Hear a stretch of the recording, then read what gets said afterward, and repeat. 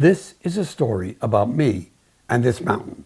The mountain I'm referring to is one of the great ones, Kilimanjaro in Tanzania.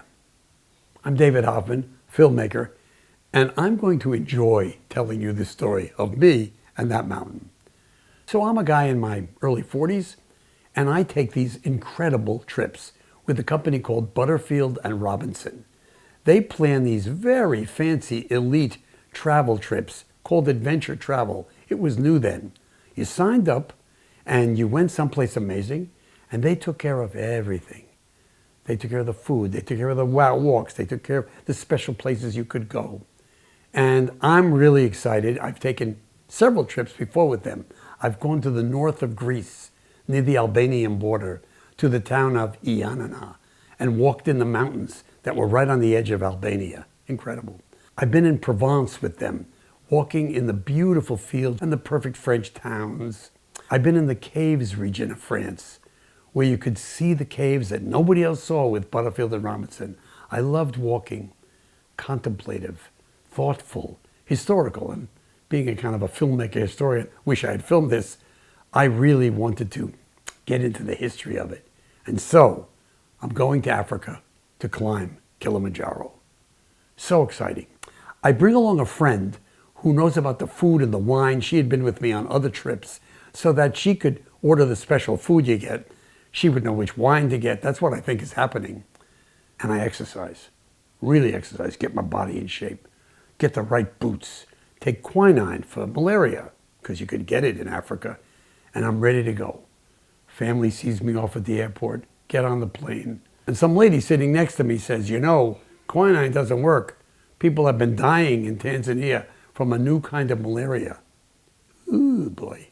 I don't like hearing that. I'm a hypochondriac. I've told you that before, but I really am. I'm terrified. I get off in Dar es Salaam.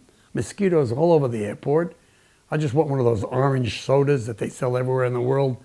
And there's got a few of them, but there's mosquitoes. I'm scared, but I'm on my way. Get to Moshi, a little town right at the base of the mountain, and I meet my other 13 colleagues, the other 13 climbers, and the guide from Butterfield and Robinson who's going to take us up the mountain. 19,000 feet tall, snow at the top, you can see it. This is really exciting. I'm prepared. I got my boots, got my quinine, got my health, got an ally who can take care of me, ready to go. First night we meet the other 13. They're in about the same physical shape I am in, but they're a couple of big athletes, and these two women, heavy smokers. I say to myself, they ain't never gonna make it to the top. The guide sits us down, and instead of giving the normal, this is gonna be exciting, he warns us about altitude sickness, about how it can kill you, about how you have to get down the mountain real fast if you get it. So now my story begins. It's the morning of the climb. These local guys carry your bag up the mountain, 255 pounds per person they carry. So all you have is a day pack and your camera if you want, you're taking pictures, and you on your first day of the walk. It's about 7 or 8 days up to the top and then down again. And it's hard at the top, no oxygen.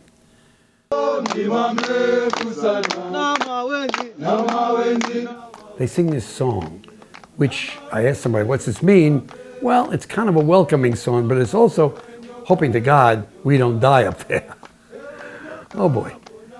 And I take off walking. My guide's up in front of me, my colleague is by me, and people are walking at their own paces, and I'm just on the path, starting at about 3,500 feet. I get to 6,500 feet. I don't feel so good. In fact, I feel weak. Not supposed to feel weak. It's way below where the oxygen is too low. I call to the guide, sir, I don't feel good. And it's fevery. And he says, really? Get down now. Don't stay on this walk. Get off the walk. He runs down with me. I run back with my colleague. It's downhill, it's easy, but I am getting really sick. I get to where we started. There's a cab there. He calls the cab over. Take this man to the clinic. Throws the bag in my cab. By the time I get to the clinic, about 20 minutes away, I am really sick. I can hardly walk. I'm like really weak. I get out, and there's a line of about 70 people local Tanzanians, local Moshi people, waiting to go to the clinic. They look at me, I look at them, and they all step to the side. I'm not kidding. And they allow me to crawl up to the door. It was beautiful. It was an act of kind generosity to this white guy who clearly didn't know what he was doing. And I was really sick. I get to the door, I'm crawling. I knock on the door, and the doctor opens the door, looks down at me, says, "Sir, you shouldn't be here. You should be in the hospital." I crawl back to the cab, "Take me to Moshi Hospital." I get to Moshi Hospital. It is a hospital, but when you enter it, you're told right away, "We have no beds here." Then the guy looks at me at the front desk and he says, "Well, we do have one bed." And they send me to this room, and I crawl into the bed, and next to me, there's another bed with a guy named Emmanuel. Now I'm going to tell you about Emmanuel in a minute. But I'm in the bed and I am feverish. I'm bad. A nurse comes in. She puts the thermometer in my mouth. Don't know if it was washed in advance, but it was just before AIDS became known. AIDS was in Tanzania, but nobody knew what it was at that point. 104.5. Holy shit. I'm scared. I look to Emmanuel. "Hello, Emmanuel." And I says, "Hello, David. And what's your problem?" I said, "I don't know. I think maybe I got malaria." He said, "Oh, I have malaria. I've been here for 2 months. You'll recover. If you don't die, it'll be okay." Doctor comes in, a Nigerian doctor trained in London, now living in Tanzania. Gives me a shot with a needle. Big, huge needle, this big. The needle point this big, and it says "Made in China." I'll never forget that. And gives me the shot, says, "This is anti-malarial something or other. We think you might have malaria." And as he's leaving, I say to him, "Am I going to live?" And he says words I'll never forget. "We hope so." Now, no American doctor would say that. They say, "Well, of course you're going to live. We're going to take care of you."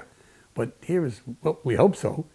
My friend follows the needle out all the way down to where it's being sterilized and sees, in fact, the needle is being boiled and then reused. We didn't know about AIDS, as I said. So I get this shot, and I'm lying in bed, and I begin to talk with Emmanuel. He's from a town about 300 kilometers away, where he's the chief. And below his bed, he has like 15 different Merck manuals and other medical books. And people are coming in the hospital, patients, and asking him questions. And he's looking them up and telling them what to do, what not to do. So I'm seeing people from the hospital. And I get the chance to interact. Many of them speak English, and I can see Maasai. I can see people who have no arms and no legs, have surgery being conducted.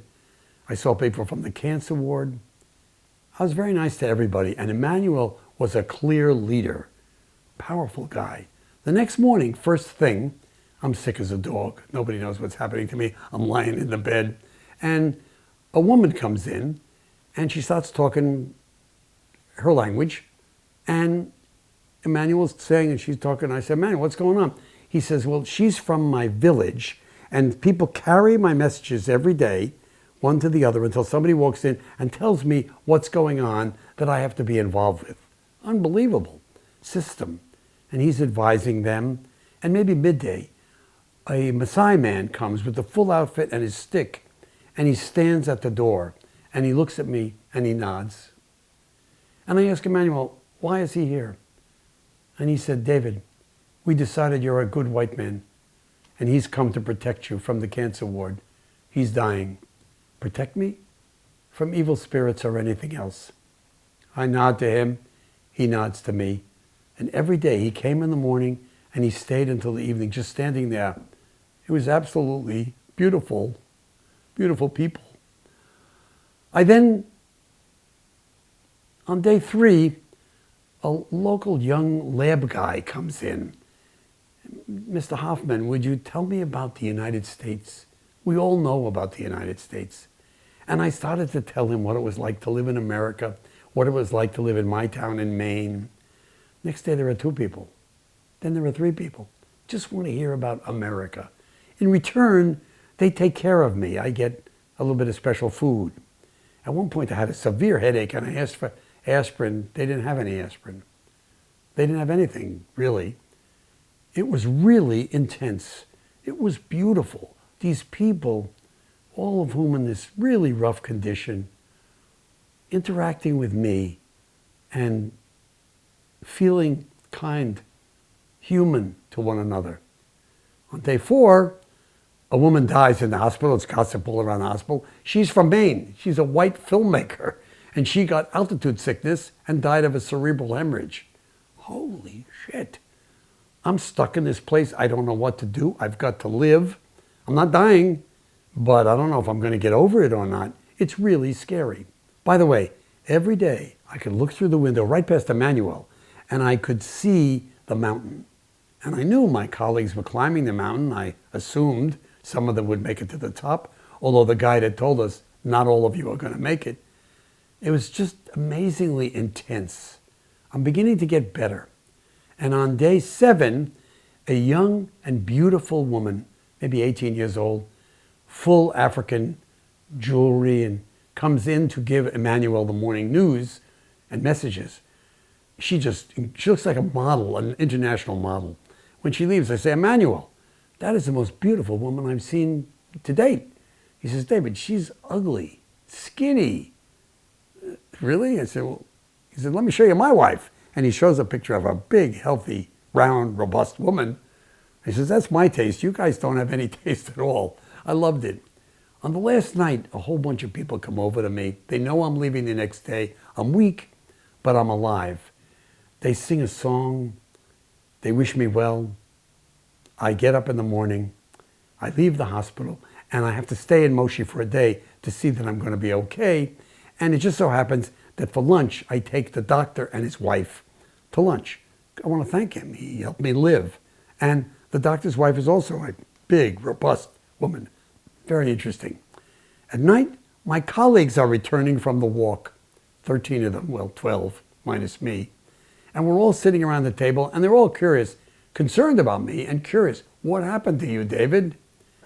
I tell my story. They're listening. First of all, who made it to the top? The 2 women who smoked cigarettes. The big muscle guys didn't. The guide did. And the 2 women who smoked cigarettes talked all the way up, including no oxygen, freezing, wearing snow gear. Unbelievable. Anyway, I tell my story, and they're listening like intensely. And at the end they say, I think you had a better time than we did. I think you got more out of the trip than we ever did. We never really even saw the people of Tanzania. And you know what? I did. Now, those of you who have watched my other videos know I believe in making something good out of something bad. At this time, I didn't know it like I know it today. I didn't realize until after just how spectacular this negative experience, this chance that I was going to die, this total reversal of my vacation plans turned into one of the most memorable things in my life. When I returned to the United States, I wrote the lab guy, and I said, is there anything I can do for you people? And he said, we don't have an EKG machine. So I bought one and I sent it to him. I'm not saying that because I'm Mr. Terrific. I'm saying that because they were Mr. Terrific.